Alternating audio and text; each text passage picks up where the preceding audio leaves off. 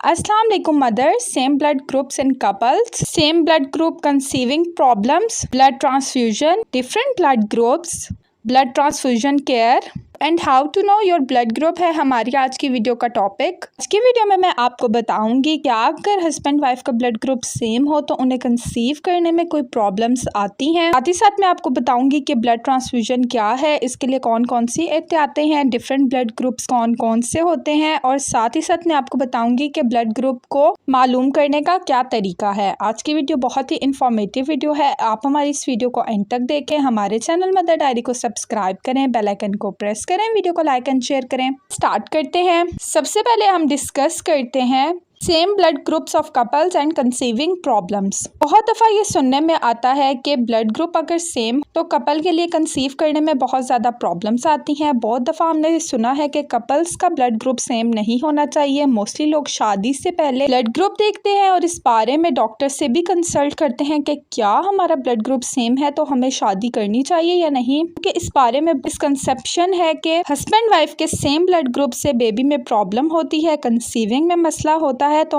आज हम इस चीज पे बात करते हैं। ब्लड ग्रुप्स 4 टाइप्स के होते हैं, ए बी एंड ओ।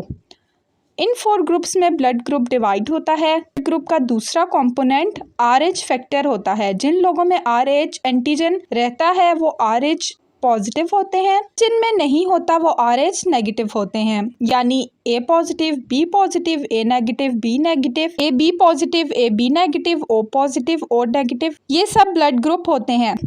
अगर मेडिकल पॉइंट ऑफ व्यू से देखा जाए तो हस्बैंड वाइफ का ब्लड ग्रुप सेम होना एक बहुत ही अच्छा साइन होता है। इसको बहुत ही ज़्यादा अच्छा समझा जाता है, क्योंकि जिन हस्बैंड वाइफ का ब्लड ग्रुप डिफरेंट होता है तो उनके बेबीज में बहुत सारी प्रॉब्लम्स होती हैं। जैसे अगर कंसीविंग मॉम है और उसका ब्लड ग्रुप O पॉजिटिव है और कंसीविंग डैड है उसका ब्लड ग्रुप AB है, AB पॉजिटिव या नेगेटिव है, तो ऐसे कपल्स के बेबी में ABO इनकॉम्पेटिबिलिटी होने के चांसेस होते हैं। चीज़ हर कपल में देखने में नहीं आती, ये कुछ कुछ कपल्स में होती है। ऐसे कपल का जब बेबी बॉर्न होता है तो उस बेबी को पैदा होने के बाद बहुत ही ज्यादा स्वेयर कंडीशन का जॉन्डिस होता है। इसके अलावा अगर प्रेग्नेंट मदर RH नेगेटिव है और अगर बेबी का फादर RH पॉजिटिव है तो बेबी को RH इनकॉम्पेटिबिलिटी होने के चांसेस होते हैं। इस केस में जब प्रेगनेंसी होती है तो मदर्स को डॉक्टर NTD का इंजेक्शन लगाती हैं ड्यूरिंग प्रेगनेंसी, और डिलीवरी होने के बाद बेबी को चेक किया जाता है और बेबी के ब्लड ग्रुप को देखा जाता है। अगर वो पॉजिटिव है तो फिर मदर को दोबारा से NTD इंजेक्शन लगाया जाता है।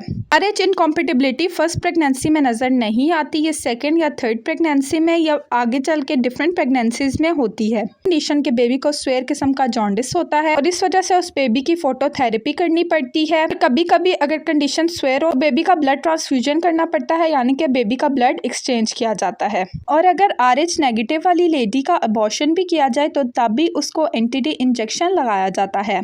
तो इसका मतलब ये है कि ब्लड ग्रुप सेम होने में कोई भी प्रॉब्लम नहीं है, बल्कि ये चीज़ तो अच्छी है। ब्लड ग्रुप डिफरेंट होने में बेबीज़ में प्रॉब्लम होती है। इनके ब्लड ग्रुप सेम होते हैं उनकी बेबीज़ में ना ABO होता है और ना ही उनको RH की प्रॉब्लम होती है, उनके बेबी सेफ रहते हैं। इसके अलावा एक बहुत बड़ी ये भी मिसकंसेप्शन है कि अगर ब्लड ग्रुप सेम हो तो कंसीविंग में प्रॉब्लम होती है, तो ऐसा कुछ भी नहीं है। ये सब मनगढ़ंत बातें हैं, ऐसी कोई बात नहीं है। हाँ, मेडिकल पॉइंट ऑफ व्यू से एक चीज़ बोली जाती है कि बार बार रिपीटली फैमिलीज में शादियां नहीं करनी चाहिए, इससे बेबी में डिफरेंट प्रॉब्लम्स आती हैं। हम इंशाल्लाह इस टॉपिक को कवर करेंगे और इस पर डिटेल से वीडियो भी बनाएंगे। हम बात करते हैं ब्लड ट्रांसफ्यूजन की कि क्या होता है। खून देने वाले को डोनर और जिसको खून दिया जाता है उसको रेसिपिएंट कहते हैं। खून लेने और देने के इस अमल को इंतकाल खून यानी ब्लड ट्रांसफ्यूजन कहा जाता है। शदीद ज़रूरत के पेश नज़र सिर्फ इंसान ही का खून ज़रूरतमंद मरीज़ को मुंतकिल किया जाता है। ये ज़रूरत ऑपरेशन, हादसात या फिर जिन औरतों में ब्लड की कमी होती है उनको, खून की बीमारियों में, वह हेमोफीलिया के मरीज़, थैलेसीमिया के मरीज़, लैकोकीमिया वगैरह के मरीज़ को इसकी ज़रूरत होती है। अब हम डिटेल से देखते हैं कि किन कंडीशंस में खून की ज़रूरत होती है। Number first is operation. ऐसा ऑपरेशन जिसमें ऑपरेशन के दौरान ज़्यादा खून के ज़ाया होने का डर हो, ऐसी सूरतों में ब्लड ट्रांसफ्यूजन की ज़रूरत होती है। सेकेंड वन इज जरियाने खून यानी हेमरेज। बाज़ औक़ात बच्चे की पैदाइश, गोली लगने, लड़ाई, बम ब्लास्ट में ज़्यादा खून बह जाता है, एक इंसान का खून दूसरे इंसान में मुंतकिल करना पड़ता है। Number third is shock. बिजली का करंट लगने, जलने या चोट से खून बह जाने से मरीज शॉक में चला जाता है। अगर सदमे के साथ खून भी निकल रहा हो तो ये बहुत ही ज़्यादा खतरनाक अलामत है। इन वजूहात में भी मरीज को ज़रूरत के पेश नज़र खून लगाया जाता है। फोर्थ वन इज एनीमिया यानी खून की कमी। जिस्म में खून की शदीद कमी यानी स्वेयर एनीमिया में खून लगाने की ज़रूरत पड़ती है क्योंकि इसमें हेमोग्लोबिन की कमी हो जाती है। बाज़ औक़ात मरीज पुरानी मर्ज या पेचीदा अमराज में मुब्तला होने की बिना पर कमज़ोर हो जाता है और रोज़ बरोज़ उसकी हालत बिगड़ती जाती है। नेक्स्ट वन इज हाइपोप्रोटीनमिया के दौरान औरत को ज़रूरत के पेश नज़र मुतवज़्ज़न खुराक मैसर नहीं होती, जिसमें प्रोटीन की कमी हो जाती है। सेहत गिरने के साथ साथ खून की भी कमी हो जाती है। Next one is blood born disease यानी खून की बीमारियां। बाज़ औक़ात इंसान खून की बीमारियों में मुब्तला हो जाता है। खून की सलाहियत कम और हेमोफीलिया और पर्पुलर जैसी बीमारियां होती हैं। इन वजूहात में इंतकाल खून की ज़रूरत होती है। Next one is thalassemia. ये भी खून की बीमारी है जो रेड ब्लड सेल्स और हेमोग्लोबिन की कमी की वजह से होती है, जिसकी बिना पर बच्चों में एनीमिया हो जाता है, जिसके लिए खून की बहुत ज़्यादा ज़रूरत होती है। मरीज को खून बार बार दिया जाता है ताकि इसकी ज़िंदगी बचाई जा सके, क्योंकि कदरती तौर पर थैलेसीमिया के मरीज में हेमोग्लोबिन पैदा ही नहीं होते। तकरीबन हर माह खून की बोतल की ज़रूरत होती है। Next one is snake bite यानी सांप का काटना। बाज़ दफ़ा सांप के काटने से भी खून ज़्यादा बह जाने या नुकसान पहुंचने की वजह से खून लगाना पड़ता है। अब मैं आपके साथ शेयर करूंगी कि खून के ग्रुप्स यानी ब्लड ग्रुप कौन कौन से होते हैं। इसमें group A, group B, group A B and group O शामिल है।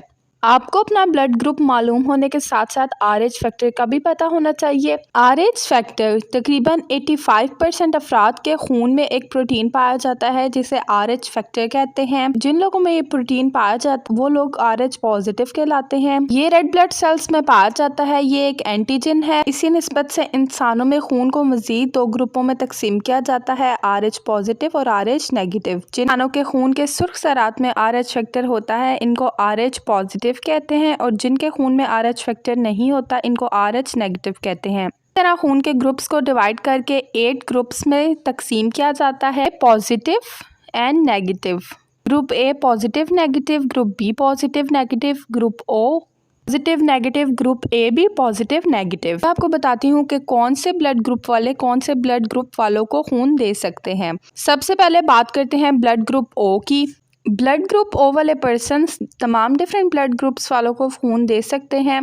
कि ब्लड ग्रुप ओ वाले ओ को भी ब्लड दे सकते हैं, ए को भी, बी को भी और ए बी को भी। अब बात करते हैं कि जिन लोगों का ब्लड ग्रुप ए है वो किस किस को ब्लड दे सकते हैं। ब्लड ग्रुप ए वाले ब्लड ग्रुप ओ वालों को ब्लड नहीं दे सकते। ब्लड ग्रुप ए वालों को दे सकते हैं, ब्लड ग्रुप बी वालों को नहीं दे सकते और ए बी को भी दे सकते हैं। अब बात करते हैं ब्लड ग्रुप बी की। ब्लड ग्रुप बी वाले ब्लड ग्रुप ओ को नहीं ब्लड दे सकते, ब्लड ग्रुप ए को नहीं दे सकते, ब्लड ग्रुप बी को दे सकते हैं और ए बी को भी दे सकते हैं।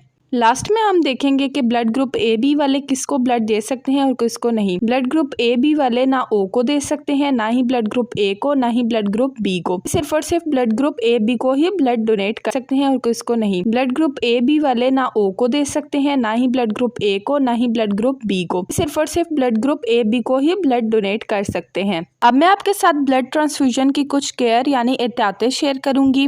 खून लेने वाले का ग्रुप मालूम करना चाहिए और खून देने वाले का ग्रुप भी मालूम करना चाहिए। दोनों के खून का RH फैक्टर मालूम करना चाहिए। इसके बाद दोनों का खून लेकर मैच करना चाहिए। जो लोग इन बीमारियों में मुब्तला हों इनका खून किसी मरीज को देना मना है। इसमें हेपेटाइटिस बी, सी, यरकान की कमी यानी एनीमिया, तेज बुखार, एड्स, तोज़ाक, दिल की बीमारी, गुर्दों की तकलीफ और तबदक शामिल है। इसके अलावा जिन लोगों को जिल्द के अमराज हों या फिर मिर्गी पड़ती हो या फिर उम्र रसीदा लोग हों 50 साल से उम्र के, जिन लोगों का ब्लड प्रेशर ज़्यादा हो, जिन लोगों को गाइटर हो, जिन लोगों को दमे का मसला हो और कैंसर का मसला हो, ऐसे लोगों का भी ब्लड किसी को नहीं देना चाहिए। सेहतमंद इंसान को भी खून देने से पहले अपनी प्रॉपर इन्वेस्टिगेशन करवानी चाहिए कि आया ये इंसान हर लिहाज से खून देने के काबिल है और इसने कितना अर्सा पहले खून दिया है। इसका वक्फा 3 माह का होना चाहिए। जैसा कि अगर आपने अभी ब्लड दिया है तो आप 3 माह के वक्फे के बाद ही दूसरी बार ब्लड दे सकते हैं। अब मैं आपको बताती हूँ कि आप किस तरीके से अपना ब्लड ग्रुप मालूम कर सकते हैं। इसके लिए 3 किस्म के सीरम इस्तेमाल किए जाते हैं। Serum A anti serum, serum B anti serum, serum D anti serum. शीशे की 2 स्लाइडें लेकर एक पर सीरम ए का कतरा और दूसरे हिस्से पर सीरम बी का कतरा डालते हैं। इस खून का ग्रुप चेक करना हो, इस खून सीरम या खून का कतरा दोनों स्लाइडों पर पहले डाली गई सीरम के साथ अलग-अलग मिलाते हैं। फिर आपस में मिलाने के बाद उनका दूरबीन से यानी माइक्रोस्कोप से मुआयना किया जाता है। अगर खून का कतरा सीरम ए के साथ फटकियां बना दे तो इस इंसान का खून ए होगा। अगर सीरम बी के साथ मिलाने से फटकियां बन जाए तो ग्रुप बी होगा। अगर दोनों स्लाइडों वाले सीरम फट जाए तो ग्रुप ए बी होगा, वरना ओ होगा। तीसरी स्लाइड वाले सीरम खून का कतरा मिलाने से RH फैक्टर मालूम किए जाते हैं। अगर आपस में मिलाने से सीरम फट जाए तो RH फैक्टर पॉजिटिव होगा। अगर आपस में मिलाने से फटकियां ना बने तो ग्रुप RH फैक्टर नेगेटिव होगा। तो ये कुछ इंपॉर्टेंट डिटेल्स थी जो मैंने आपके साथ शेयर की। मैं उम्मीद करती हूँ कि आपके लिए आज की वीडियो हेल्पफुल रही होगी। अगर आपको वीडियो पसंद आए तो हमें कमेंट बॉक्स में ज़रूर बताएं। डिफरेंट वीडियोस के लिए हमारे चैनल को सब्सक्राइब करें, बेल आइकन को प्रेस करें, वीडियो को लाइक एंड शेयर करें। हमारे चैनल पर है मदर की हर प्रॉब्लम का सोल्यूशन। आपकी प्रॉब्लम बेबी रिलेटेड हो, pregnancy related, tea care related हो या फिर कुकिंग रिलेटेड, हमारे चैनल पर हर किस्म की वीडियोस मौजूद हैं। आप जाकर वो भी ज़रूर देखें।